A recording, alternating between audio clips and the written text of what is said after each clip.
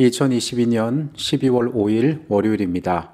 이 시간에 같이 하신 모든 분들을 환영합니다. 기도하시고 이 시간을 시작하겠습니다. 사랑이 많으신 아버지 하나님, 새로운 아침을 우리에게 주셔서 감사합니다.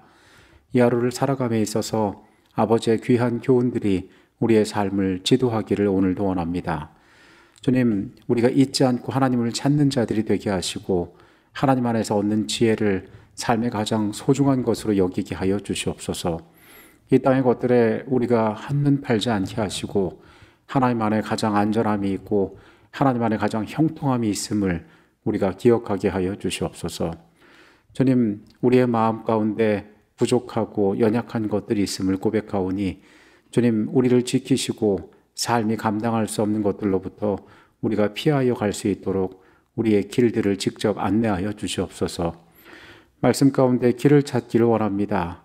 많은 유혹이 있는 이 세상 가운데에서 진리를 분별하기를 원하오니 하나님, 우리의 생각과 판단 속에도 함께 계셔 주시옵소서. 성령께서 이 시간 우리의 안내자가 되어 주시옵소서. 예수 그리스도 이름으로 기도합니다. 아멘. 어떤 남성이 죽어가고 있다. 육신의 고통이 절정에 다다를 때 그는 의사가 내리는 자신의 사망 선고를 듣는다. 그의 귀에 거슬리는 소리가 들려오기 시작한다. 크게 울리거나 윙윙거리는 소리다. 동시에 그는 길고 어두운 터널 속에서 자신이 빠르게 이동하고 있음을 느낀다. 그 후 그는 갑자기 육체에서 분리된 자신을 발견하지만 여전히 그 주변에 머물러 있고 마치 구경꾼처럼 좀 떨어진 곳에서 자신의 육체를 바라본다. 그는 평상시와 다른 상황에서 의사의 소생 시도를 바라보며 감정의 격변에 휩싸인다. 잠시 후 그는 마음을 다잡고 보통과 다른 자신의 상태에 익숙해져 간다. 그는 자신이 아직도 몸을 가지고 있지만 그것은 사뭇 다른 종류의 몸이고 자신이 뒤에 남긴 육체와는 매우 다른 힘을 가지고 있음을 알게 된다. 곧 다른 일들이 벌어지기 시작한다. 다른 사람들이 그를 찾아와 도움을 준다. 그는 이미 사망한 친지나 친구들의 영혼을 언뜻 목격하며 예전에 경험한 적 없는 애정에 찬 따뜻한 영혼, 빛의 존재가 그 앞에 나타난다. 이 존재는 그에게 언어를 사용하지 않고 자신의 삶을 평가해 보라고 하면서 그의 일생에 일어났던 주요 사건들을 순간의 파노라마로 재생해 보여 평가를 돕는다.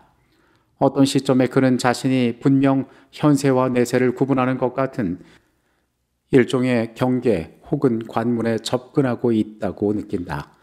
하지만 그는 자신이 이승으로 되돌아와야 하며 아직 죽을 때가 아니라고 느낀다. 이때쯤 되면 그는 이제 내세의 경험에 빠져 돌아가기를 원치 않기 때문에 저항한다. 그는 격한 환희와 사랑, 평화의 느낌에 사로잡힌다. 그런데 의지와 달리 어떻게 된 일인지 그는 자기 육신과 다시 결합해 살아난다. 후에 그는 다른 사람들에게 이런 경험을 말하려 하지만 문제가 있다고 느낀다. 우선 어떤 인간도 언어도 현세의 일 같지 않은 이런 사건들을 묘사하는데 적합하지 않다고 생각한다. 또 그는 사람들의 비웃음을 산다는 것을 알고 다른 이들에게 더 이상 말하지 않는다. 하지만 여전히 그 경험은 그의 삶, 그리고 특히 죽음과 삶 간의 관계에 대한 자신의 관점에 심대한 영향을 미친다. 철학자 레이먼드 무디 주니어는 Life After Life, 삶 이후의 삶, 육체적 죽음으로부터의 생존 현상에 대한 조사라는 책을 통해서 의학적 사망 선고 이후에 되살아난 100명 이상의 사람을 대상으로 5년간 실행하여 연구한 결과들을 발표했습니다. 책에 소개된 사람들은 다시 살아나기 전에 사랑스럽고 따뜻한 빛의 존재를 보았다고 주장하였습니다. 이것은 죽음 이후에도 인간의 영이 생존한다는 흥미로운 증거들로 여겨져 왔습니다. 제가 앞서 읽은 내용은 이 사람이 이 책 가운데에서 사람들 100명 이상이 공통적으로 경험한 것으로 여겨지는 그 현상들이 어떻게 그들에게서 나타났는지 여러 요소들을 가상으로 구성하여서 글로 표현한 것입니다. 저자는 이 책에서 죽음을 경험했던 사람들, 거기서 돌아온 사람들이 15가지의 공통적인 요소들을 경험하였다라고 이야기합니다. 레이먼드 무디는 그의 연구가 철저히 과학적인 기반에 의해서 이루어지고 있음을 반복하여 주장합니다. 이후에도 그는 여러 가지의 책들을 내놓았습니다. 그는 지금까지 죽음에 대한 인류의 견해에 대해서 이야기하고, 그리고 실질적으로 우리 세계에 살아가는 사람들이 어떤 죽음을 경험하고 그곳에서 돌아왔는지, 그들이 경험했던 죽음 가운데에 어떤 공통점을 찾을 수 있는지에 대해서 설명하고 있습니다. 오늘날 현대에서 영혼불멸에 대해서 이야기할 때, 이 영혼불멸의 증거를 잡고자 할 때에 가장 인기 있게 적용되는 것이 바로 임사체험입니다. 죽음을 경험한, 거의 죽음에 다다랐던 사람들의 경험을 사람들이 이야기하고 거기에 귀를 기울이는 것입니다. 오늘 우리는 세상에서 빈번하게 일어나고 있고, 많은 사람들의 주목은 물론 그들의 미래의 세계에 대한, 즉 죽음 이후의 삶에 대한 세계관에 영향을 미치고 있는 이 사건이 어떠한 의미를 가지고 있는지를 함께 살펴보도록 하겠습니다. 오늘의 주제는 임사체험입니다. 성경에는 여러 곳에서 죽음을 경험하고 다시 살아난 사람들의 이야기가 나와 있습니다. 열왕기상 17장에는 사르밧 과부와 엘리야의 이야기가 나와 있습니다. 가뭄에서 기적적으로 구원함을 얻은 그 가정에 아들이 죽었을 때에 여인이 절망 가운데 부르짖는 소리를 들으시고 하나님께서는 선지자를 통하여 그의 아들에게 다시 생명을 허락하십니다.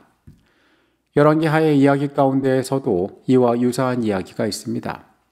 엘리사가 자주 왕래하던 수넴 여인의 가정에 아이가 죽었을 때에 하나님께서는 엘리사에게도 마찬가지로 그 가정에 생명이 돌아오는 일들을 허락하십니다.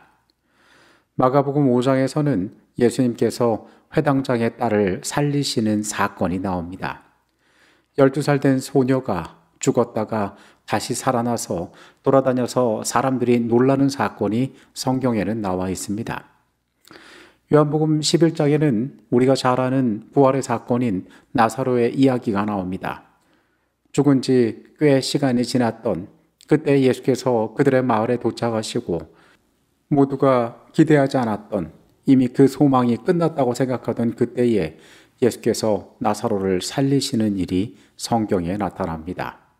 우리는 성경에 등장하는 죽음을 맛봤던 사람들의 이야기를 보면서 과연 이 사람들이 얼마간 죽었던 그 순간 가운데 어떠한 경험을 하였을지에 대해서 궁금하게 생각합니다. 특별히 성경 가운데 무덤에 있었던 기간이 언급되어져 있는 나사로의 경우는 과연 그 시간 동안에 어떤 상태에 있었는지 아마도 수많은 사람들이 그에게 물어보았을 것입니다.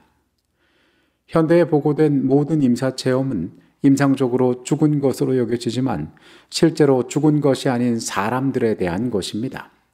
나사로는 이 현대의 임사체험과 비슷한, 성경이 말하기를 나흘이나 지났다고 말하는 그 시간을 죽음의 상태로 있었기 때문에 우리는 나사로의 이야기가 특히 많이 궁금할 수 있습니다. 아마도 그 시대에도 나사로를 향하여서 그때 네가 어떠한 상태에 있었고 어떠한 경험을 하였는지 수많은 질문을 하였을지도 모릅니다.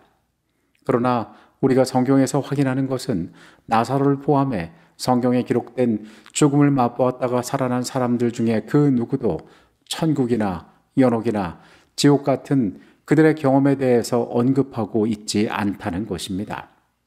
성경이 그들의 상태에 대해서 언급하지 않는 것은 논쟁에 대해 침묵하는 것이긴 하지만은 죽은 사람은 마치 잠자는 것처럼 아무런 의식이 없다는 성경의 가르침과 매우 일치하는 기록이라고 우리는 볼 수 있습니다.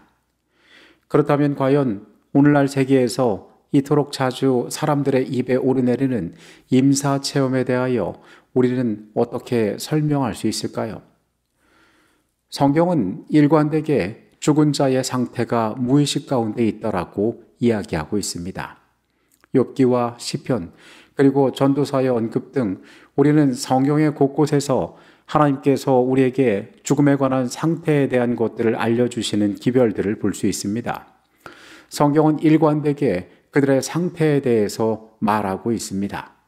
성경의 어느 곳에서도 그들이 다른 세계를 만났다거나 육체를 떠났다거나 빛을 보았다거나 다른 존재로 변화되었다라는 기록들이 나와 있지 않습니다. 우리의 세계에서 이런 세상의 말들이 가장 의미 있는 것들로 받아들여지는 중요한 이유는 아마도 극단적인 조건에서 일어난 자연적인 정신화학적 환각 혹은 사탄이 배후에 있는 초자연적인 하나의 속임수로 해석할 수 있을 것입니다. 여러분이 어릴 때 경험했던 일들을 내가 이러했다라고 믿고 있다가 과거에 있던 장소로 돌아가서 그때 경험을 함께했던 사람들과 만나서 그때의 경험들을 재구성해 볼 때 내 기억들이 정확하지 않다는 사실을 종종 확인해 볼 수 있을 것입니다. 인간의 기억력은 대단히 제한적이고 완벽하지 않아서 우리는 완벽한 지력을 가지고 있지 못합니다. 임사체험에 대해서 그 사람들이 환각을 경험하고 온전한 기억을 가지고 있지 못할 가능성에 대해서는 많은 사람들이 지적하고 있는 바입니다. 우리가 간과하지 말아야 할 이러한 것들에 대한 또 한 가지 중요한 부분은 사탄의 속임수가 이 일 가운데 개입하고 있다는 사실입니다. 사탄은 우리가 영원한 것을 향하여 나아가는 여정 가운데 할 수 있으면 우리를 미혹하고 실패하게 하려고 애쓰고 있기 때문에 그렇습니다. 임사체험을 한 사람들이 죽은 친척과 이야기했다, 내가 만났던 사람이 있다라고 주장하는 여러 가지 경험들을 보면은 사탄의 속임수가 그 가운데 작용하고 있음이 분명해 보입니다. 이런 속임수가 널리 퍼지고 많은 사람을 미혹한다 할지라도 설령 우리 자신이나 가까운 사람들이 성경이 가르치는 것과 배치되는 어떠한 경험을 하였다라고 주장하더라도 하나님의 말씀을 우리는 확실히 기억하고 그 말씀 위에 온전히 서는 일들이 필요할 것입니다. 우리가 살아가는 세상은 도전받는 시대입니다. 특별히 진리는 조금의 오류가 섞여질 때에 그 모든 내용이 달라질 수 있기 때문에 사단은 어떻게 해서든지 우리를 실패하게 하려고 작은 틈을 만들려고 애쓰고 있습니다. 조금의 문제는 우리의 구원에 있어서 대단히 중요한 문제입니다. 인간의 호기심을 이용하고 때로는 사람들 사이에 마음의 흔들림을 이용해서 이러한 틈을 파고드는 이 위험들에 대하여 우리는 분명히 경계할 필요가 있습니다. 살아남는 이들 398페이지의 내용입니다. 위기의 때에 버틸 수 있는 사람들은 인간의 본질과 죽은 자의 상태에 관한 성경의 증거를 이해하여야 한다. 왜냐하면 멀지 않은 장래에 많은 사람은 악령들이 자기의 가장 사랑하는 친척이나 친구의 모습으로 나타나 지극히 위험한 이설을 주장하는 것에 직면하게 될 것이기 때문이다. 그러나 우리는 죽은 자는 아무것도 알지 못한다는 성경의 진리를 믿고 거기에 나타난 것은 마귀의 영이라는 것을 깨닫고 대처해야 한다. 이스라엘의 왕이었던 사울은 그의 죽음을 앞둔 운명의 밤에 그가 무당을 찾아가서 선지자 사무엘을 만나려고 시도합니다. 그는 자신이 선지자 사무엘을 만났다라고 생각하였지만 사실 그를 마주했던 것은 악령의 존재였습니다. 사단은 그를 절망케 하고 그를 실패하게 만들었습니다.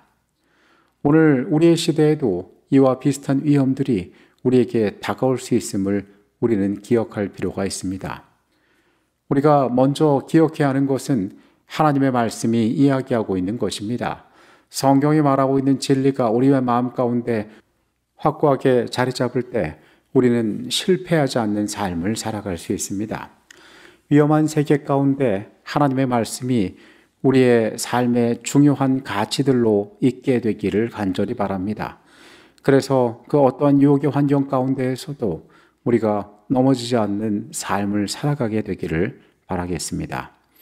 기도하시겠습니다. 주님, 많은 것들이 우리를 유혹하는 시대에 살고 있습니다. 여기에 이런 경험이 있었고 여기에 이런 연구가 있었고 통계적으로 따져보니 이러한 일들이 사실로 벌어지고 있다고 주장하는 그들의 말들에 우리가 현혹되기 쉬운 세상에 살고 있습니다. 그러나 주님, 이 땅의 모든 것보다 말씀에 귀 기울이는 주의 백성 되게 하여 주시옵소서. 죽은 자는 아무것도 모른다라 말씀하신 하나님의 말씀이 우리의 삶의 원칙이 되게 하여 주시옵소서. 우리의 연약한 곳을 파고드는 사단의 노력을 아십니다. 주님, 우리의 마음과 생각을 지키셔서 이 위험한 세상 가운데 하나님의 백성들이 실패하지 않을 수 있도록 주님, 우리 곁에 함께 계셔 주시옵소서. 이 시간에 같이 계셨음에 감사드립니다. 예수 그리스도 이름으로 기도합니다. 아멘.